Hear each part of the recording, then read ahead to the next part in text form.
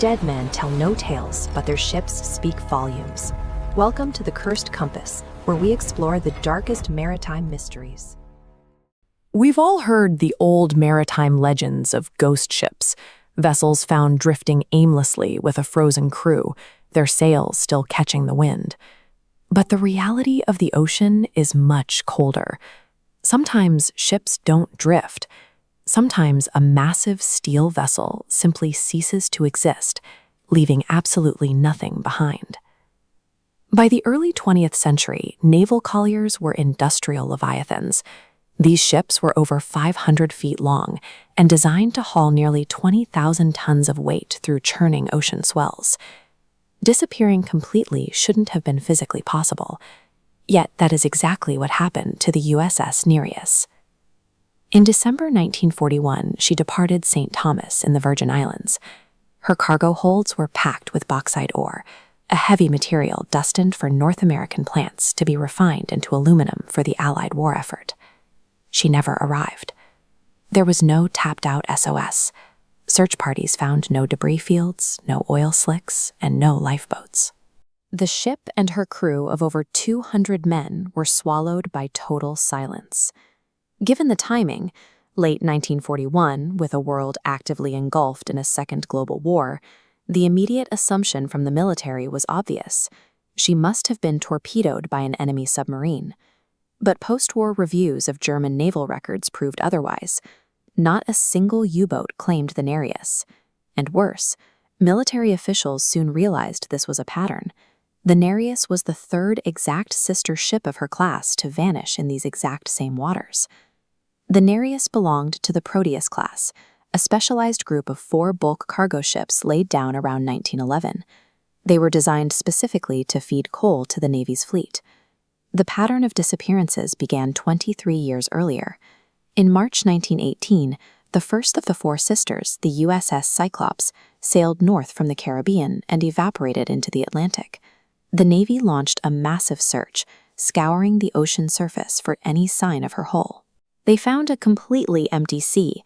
That total lack of physical evidence became one of the foundational events that birthed the modern myth of the Bermuda Triangle. Then, the calendar turned to late November 1941.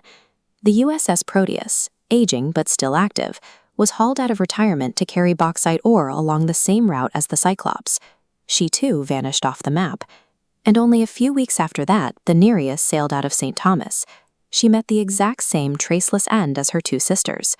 3 identical 19,000-ton ships evaporating along the exact same coordinates points us directly away from supernatural folklore and toward a fatal mechanical vulnerability shared among the fleet. We can confidently rule out torpedoes. Naval records confirm that only 4 German submarines were operating off the United States coast in early 1918, and a similarly low number were in position to strike during the late 1941 disappearances. Instead, engineers looked to the brutal physics of catastrophic structural failure. This diagram shows a cross-section of a Proteus-class hull.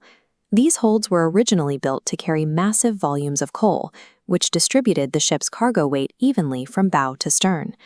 But by 1941, the cargo was bauxite ore. Bauxite is incredibly dense. To avoid overloading the vessels, crews had to pack the heavy ore into smaller, specific sections in the center of the ship. Compounding this localized pressure was the age of the vessels. Nearly 30 years of hauling wet coal had left sulfuric acid eating away at the ship's structural I-beams. The steel frameworks holding these vessels together were invisibly corroded.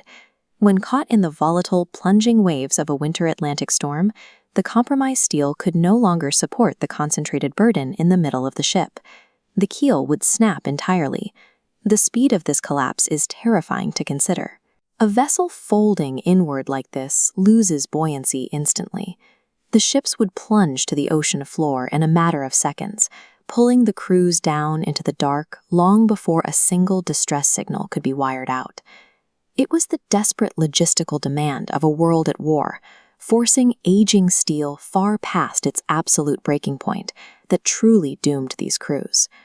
There was, however, a 4th sister in the Proteus class, the USS Jupiter, and she managed to escape the curse of her identical siblings. Her salvation was purely ironic. Instead of hauling bulk cargo, the Jupiter was radically modified. The Navy stripped away her original coaling towers and added a massive flat wooden deck, transforming her into the USS Langley, America's first aircraft carrier. Because of this extensive structural overhaul, she survived until 1942, when she was heavily damaged by enemy aircraft and deliberately scuttled by escort ships.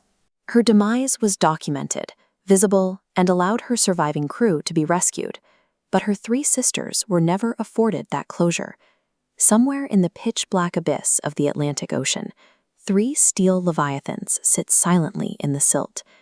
Despite their massive size and the hundreds of men who sailed them, not a single definitive piece of the Cyclops, the Proteus, or the Nereus has ever been recovered from the depths. The only physical evidence that the crews of the Nereus and Proteus ever sailed out of St. Thomas is etched into stone above the water. Their names sate quietly in Halifax, standing as permanent records of men swallowed whole by the brutal mechanics.